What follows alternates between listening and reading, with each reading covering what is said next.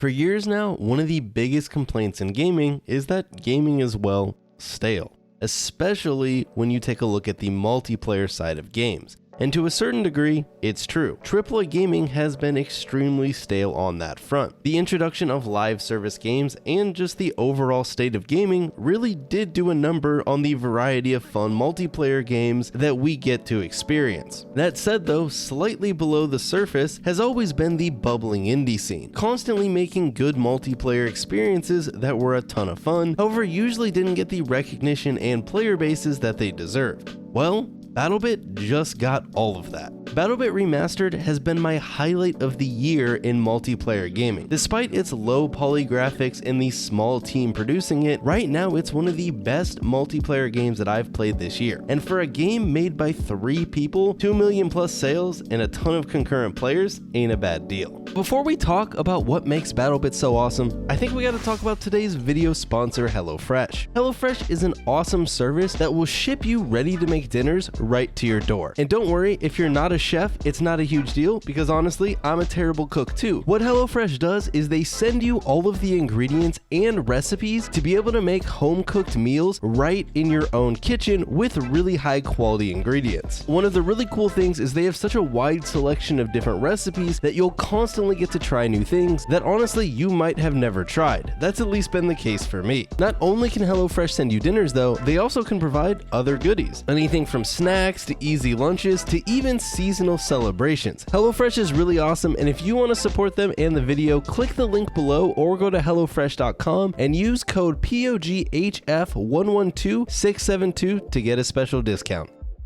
So what is BattleBit Remastered and why is it so dang awesome? BattleBit Remastered has an interesting development story, and Moydog, another YouTuber, has an awesome video going into all the details about the full story, so honestly you should just go watch that. But to just give you the basics, BattleBit Remastered was developed by 3 people utilizing the Unity game engine, originating as a way that these developers could create a Milsim style shooter that could run on basically anything. After working on that vision though for years and running playtests and getting a lot of feedback, unfortunately nobody really thought it was fun. So the BattleBit devs had to go back to the drawing board, scrap the Milsim design, and came back with a much more arcadey inspired version that we know today as BattleBit Remastered. Though it does give me a laugh. While I get, why they added Remastered to the title, it's just hilarious to me that a game that never came out has a remastered version. Not the biggest deal at all, it's just kind of funny. But imagine if later this year, Bethesda launched Starfield, but they called it Starfield Remastered,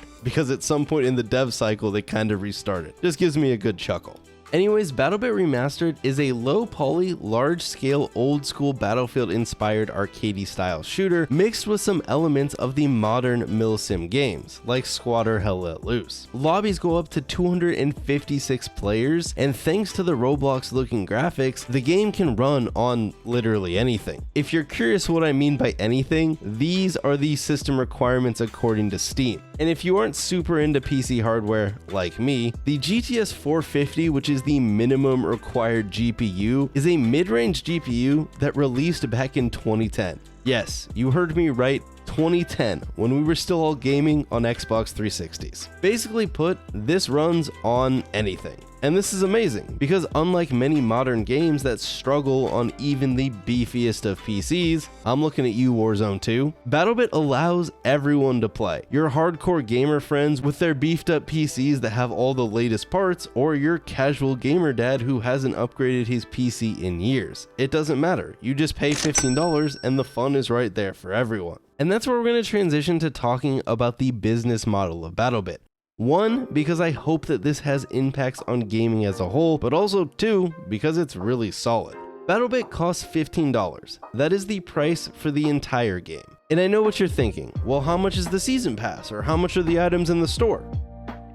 Nothing, because those don't exist. Now the game does have a founder pack that you can buy that includes a few additional cosmetic skins, but that's it for monetization, along with a Patreon that they ran during development that ended up closing upon launch. BattleBit is exactly what games used to be, a throwback to the older days of gaming that many would say they want back. Pay a set price for the game, and it's all yours, which is extremely refreshing in the world of live service games that try and milk every single penny out of us. So that's the business model. And don't get me wrong, it's very solid, but this also isn't the first indie game to try and capitalize on this style of business model. Having a better or more consumer-friendly business model alone isn't going to make a game successful, as much as we probably would like it to. Plenty of now dead multiplayer games have tried to do something similar and never even got off the starting line before dying. So what makes BattleBit different than all of these other games? Well, bluntly put, it's fun.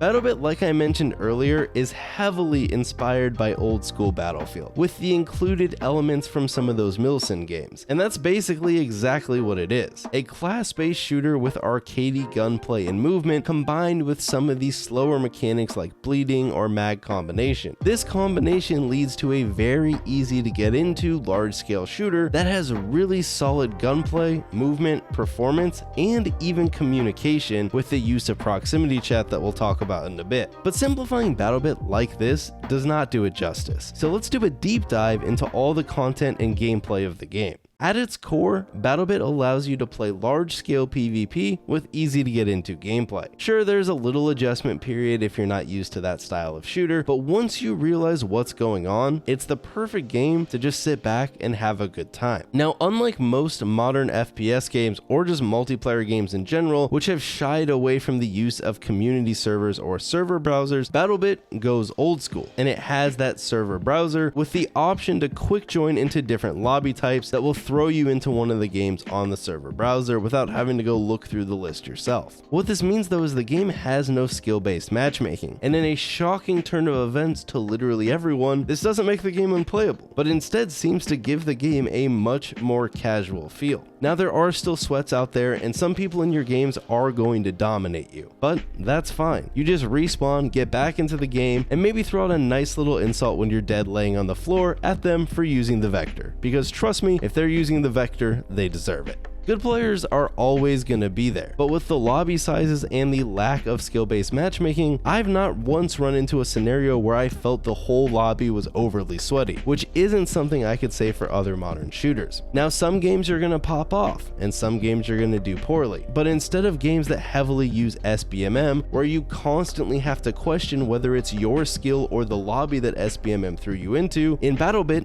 it's all you. If you do bad, well, you just had a bad game, but you can get back up on your feet and try again. But if you did well, then you know, well, it was you. You were performing well, and it wasn't just skill-based matchmaking putting you into an easier lobby to give you a little bit of dopamine to keep you playing. And that satisfaction of knowing that is really nice. Now that's enough about skill-based matchmaking, as that's a huge topic, probably for another video. BattleBit has 3 lobby sizes, 127 versus 127 for the full large-scale experience that utilizes the entire map, 64 v 64, and the more focused 32 v 32. To play on these are 19 different fully unique maps, which will get cut up into smaller sections for the smaller modes. These maps have a wide variety of locales, styles, and aesthetics, though at times can feel a little bit samey since the low poly graphics only give it so much wiggle room. BattleBit even dropped a new map into the game within a month of launch, which is pretty crazy when you think about it. Each of the maps has a night and a day version, though I do have to say I absolutely despise the night versions of the maps whenever I have to play on them. The visibility is so bad that you have to play with night vision on the whole time, which is just an annoying experience, but luckily most of the time people don't vote for the night maps, but when they do come up, I am very, very not pleased. And yes, you heard me right, you get to vote for maps. Between every game, if you stay in the lobby, yes, persistent lobbies too, we're hitting all the keywords, you get to vote for the next game mode and map, which is a very welcome feature. On these maps are a variety of game modes that you would be very familiar with if you've played Battlefield in the past. Things like Conquest, Domination, Frontlines, and my personal favorite in the game, Rush, which is in the 32 v 32 lobbies. Overall, with the size of the lobbies and the maps, the game modes are more of a vessel to drive action more than anything. Sure, the different game modes have different objectives, but the glory of BattleBit is you can kind of just meander around to the different objectives and get into gunfights. Though it is worth noting that in the larger lobbies, there can be a good amount of downtime if you're not able to squad spawn respawn back into the action. Maps also feature a fair amount of destruction. Not full-scale flatten the world type destruction, but lots of pieces of buildings can be destroyed or have holes made in them using a variety of the different tools at your disposal. You can even take down a full building if you do enough damage to this, and you'll notice this if you're inside because the whole building will start to shake. In addition to be able to destroy buildings, you can also be a Fortnite kid and build to your heart's content. Well, not really. You're not going to see someone cranking 90s in BattleBit, but you can build fortifications like little walls, sandbags, and other various cover. And if you're the squad leader, you can even build a mobile respawn point, which is very, very strong. Overall building is probably underutilized by most players from what I've seen, but it can allow you to hold a point way more effectively with the use of additional cover, or the spawn beacon just allows you to get right back into the action even quicker. Basically, building is good. You should do it. And to build these things, you just use squad points, which you gain over time throughout the game by doing objectives and whatnot. In BattleBit, each player can select from a variety of weapons and equipment depending on your class. There are 5 main classes, plus the squad leader class, which you can only select as well when the name implies you're the squad leader. Each team is made up of 8-person squads, and you can actually move freely from squad to squad, either joining a squad that's existing or creating your own. The first class is the Assault class, and it's the most basic and probably the best choice for people who just want to run around and shoot things. This is the basic straightforward class that pretty much every class-based game has. The Assault class is able to wear any type of armor, which gives the Assault some flexibility, along with being able to use any of the Assault rifles or pistols. They are also the only class that's capable of using the Riot Shield, along with also having access to things like the Sledgehammer or the Grappling Hook, which make traversing the map just slightly easier. The Assault class also gives you some direct combat bonuses that will just make you better at fighting. You get a 25% boost to your reload speed, 20% boost to ADS speed, which can actually make a big difference, and a 25% boost to weapon swap speeds. So if you want to just stay focused on shooting people, Assault's probably your best bet. You can also equip small ammo kits to replenish bullets and bandages if you find yourself dominating your opponents so bad that you end up running out. Next up, we have probably the best class in the game at the moment, and that is the Medic class. This is for a variety of reasons, but it's mostly a combo of being able to use the best weapons in the game while also being the only class that can heal themselves.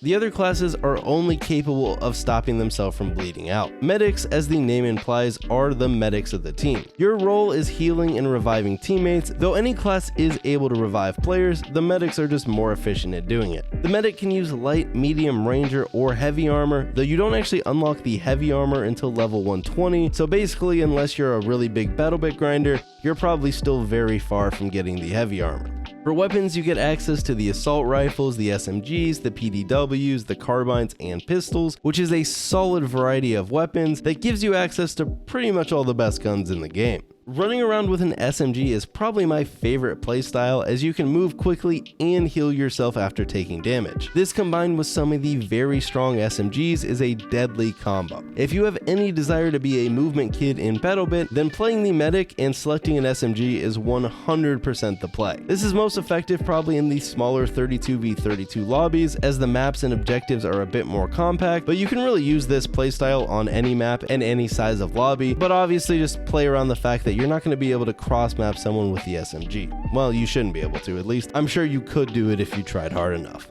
After this, we have the Engineer class, who is all about vehicles, both destroying them and, repairing your own. They have exclusive access to the RPGs, the anti-vehicle grenades, and the repair tool. For weapons, they can pick from anything but LMGs, light support guns, and snipers, which actually gives them the widest selection of weapons in the game. Other than their access to those unique gadgets though, the Engineer lacks other passives, but can choose from a variety of different armor types. Honestly, Engineer is my least played class, but if you love vehicles, then this is definitely the class for you.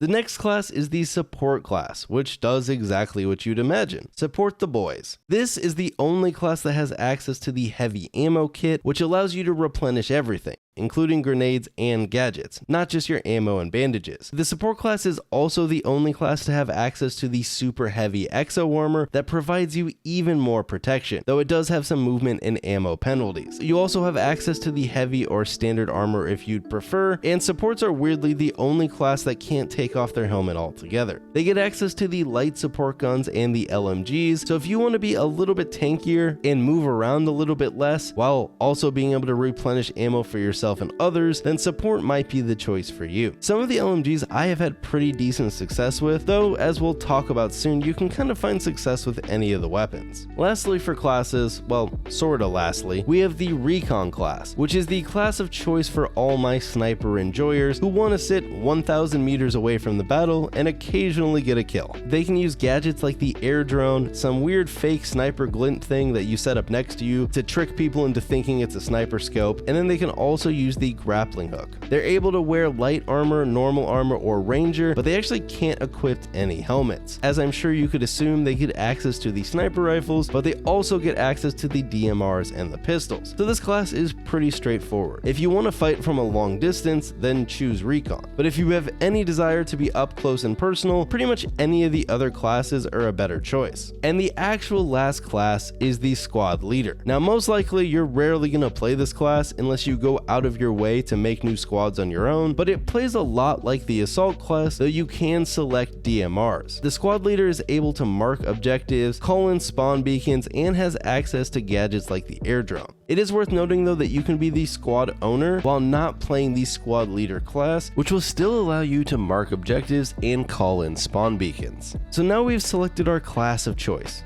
the medic.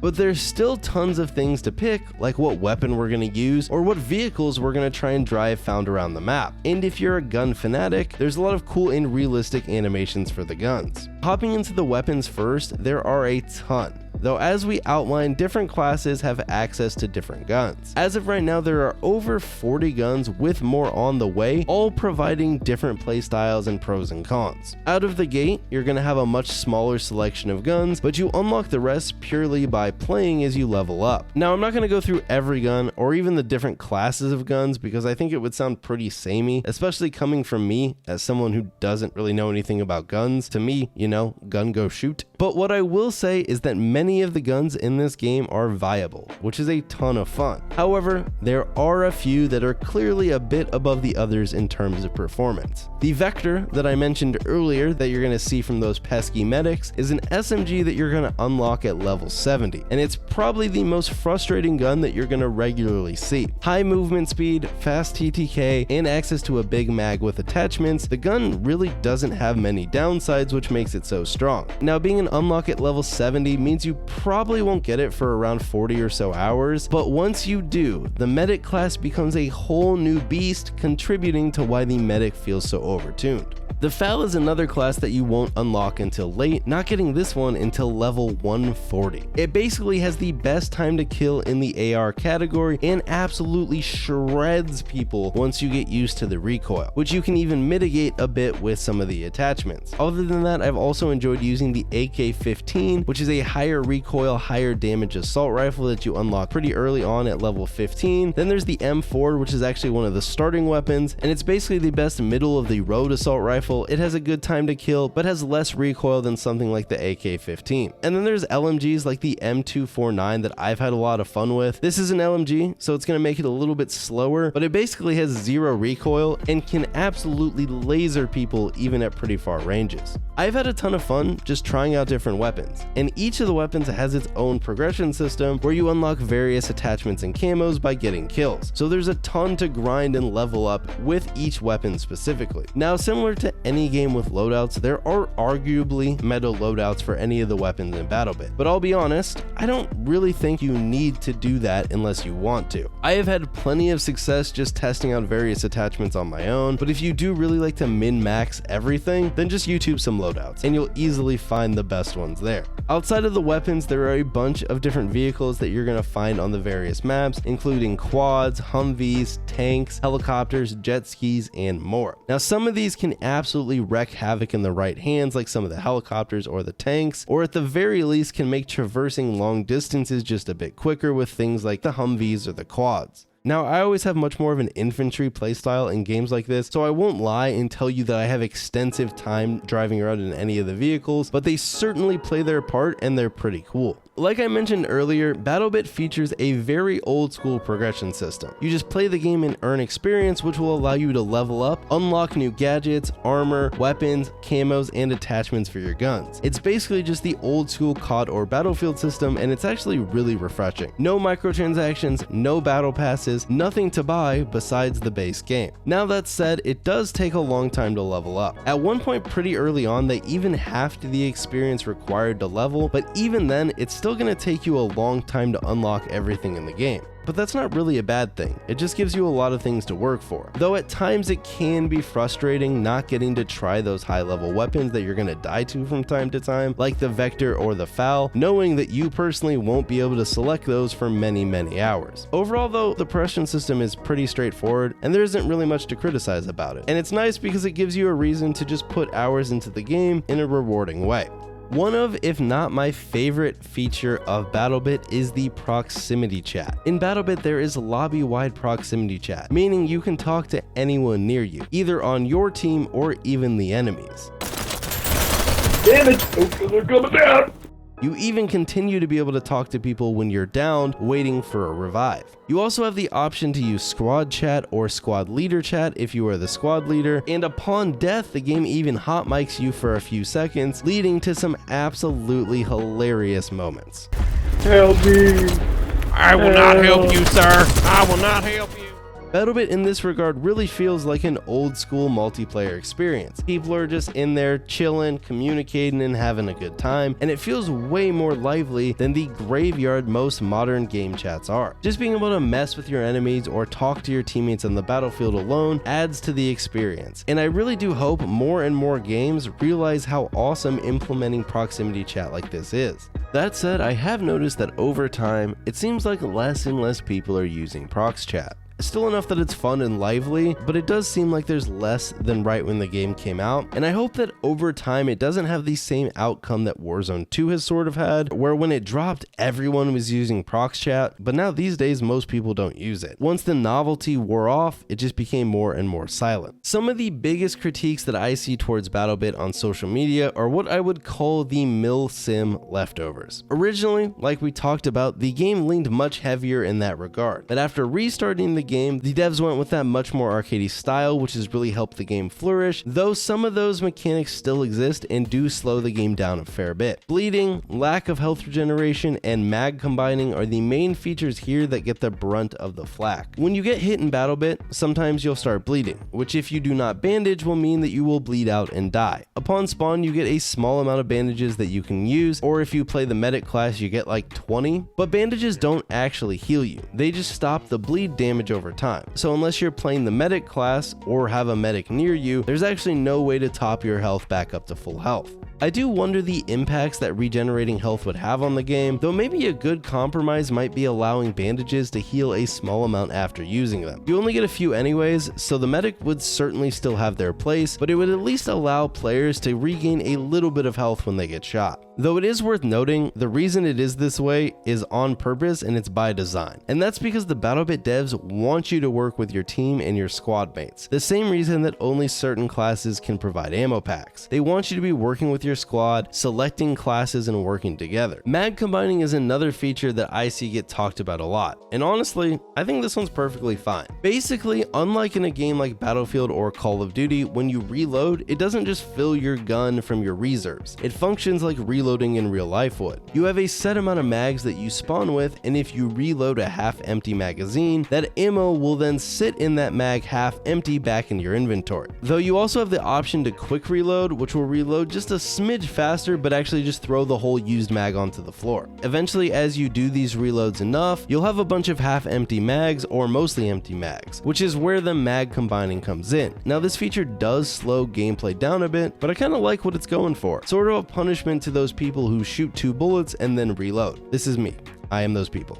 BattleBit also has a really cool roadmap, which is something you can't say about every indie shooter. Now, the devs shared this a little bit after release, but they're looking at adding new maps, new weapons, new gadgets, a Milsim mode, new features, new vehicles, though they said they're not going to add jets, and just a variety of quality life updates. So I think we're going to continue to see a good amount of content for BattleBit in the near future. Though at some point you do have to ask the question, at what point, without ways to monetize the game outside of the initial purchase, at some point will the content updates have to stop? Now, the dev team is obviously pretty small, and they did make a lot of money off sales, so maybe that's not something that will happen specifically to BattleBit, but it's at least something worth considering. BattleBit has done something many would have said was impossible. Launch a indie, multiplayer-only title with little marketing, with a box price, and not only find a player base, but pop off and outperform the AAA titles that it directly competes with, like Battlefield. Now, obviously, you're not going to be able to just copy and paste the success of BattleBit to other games, but there is something there that is worth analyzing. Making fun games that run well, are complete on launch, and hit gameplay styles that have been ignored in recent years, in this case classic Battlefield style gameplay, might be a recipe for success. And whether we see more indies go down this route and try something similar, or maybe even some AAA games, there's a lot of good things that BattleBit is doing that is much more consumer friendly than many modern games. And I say that as someone who doesn't even hate free-to-play games. But in a gaming space where it feels like we're just constantly seeing free-to-play title get shut down, BattleBit is here to stay. And they did that by going down a much different path, one that most companies aren't willing to go down anymore. Overall, BattleBit has been one of the most refreshing multiplayer experiences that I've played in years. And it's even cooler because it came from a small indie developer. Who knows how long BattleBit's going to continue to pop off, but at this point, these devs have made life-changing money, and we get to play a cool video game for however long it lasts. Many complain that gaming feels stale, and even I'm guilty of this. But games like BattleBit and the plethora of banger single-player titles that we've seen this year make me realize just how untrue this statement is. We just have to stop playing nothing but Call of Duty. So, you thought the video was over? Well, it's not. While we were editing this video, the BattleBit devs actually dropped another pretty big update, so I figured we'd kind of talk about it a little bit here at the end, not as scripted as the rest of the video. So the two main features that this update adds is a reworked version of multi-islands, or multi-islands, however you pronounce that, and then they added the game mode Capture the Flag. I honestly can't recall multi-islands that well previously, but now it's basically, a big map with a bunch of islands connected by bridges. It does play pretty unique, at times can be a little bit frustrating since the paths between the different islands can get a little bit choke pointy, but overall it's not too bad of a map, though sometimes you can spawn pretty far away from the action. You might have to traverse a bit to where you need to go, but honestly, not a bad map. Capture the Flag is the new game mode, and well, it's Capture the Flag, so it's pretty solid. There's nothing wrong with it. It's definitely something cool to see added into the game, and really I have no issues with the mode. With these large scale modes, you can go for the flag and do all that, but at the end of the day, you still don't feel super impactful unless you can somehow manage to run the flag across the base or something like that. In my opinion, you kind of just end up running around playing, pushing towards the flag and dying and fighting people and getting stuck in gunfights and all that stuff, similar to some of the other game modes, but I'm a sucker for some CTF, so it's pretty cool. They also mentioned that the next game mode they're gonna try adding is King of the Hill, and I think that could be pretty sweet. Another big thing that they talked about in this patch is that one of their focuses for this month is community servers, which is actually pretty dang cool. So they talked about some of the different things you might see from community servers over the next month, is they plan on kind of improving the options and back end behind these servers. Things like sniper only, pistol only, more competitive, more arcadey, flight school servers. They even mentioned stuff like Ace of Spades style voxel servers. I'm gonna be honest, I don't know what that means. And then they also talked about like clan servers and a whole bunch of other things based on what the community is hosting in their community servers. I'm interested to see where that goes. If you ventured into the community servers, you can play things like gun game and stuff like that, or smaller modes today, which is pretty cool. But yeah, this was kind of the main parts of this update. I just wanted to talk about it a little bit at the end of the video since they did add it before before I put the video out. And yeah, I mean, it's pretty cool. They continue to update this game with pretty solid updates. And that's pretty much going to do it for the video, guys. I hope you enjoyed it. Let me know what you think of BattleBit in the comments. Let me know what kind of topics you guys want me to cover next. I want to give a huge shout out to the Patreons. You know, you guys are the real legends that keep all these videos coming. If you want to support over on Patreon, go over there, check it out. It's a grand old time. Everyone's really cool. Also, a huge shout out to Chipmunk for helping me get all these videos out and editing them. And with that said, I'll see you guys all next time.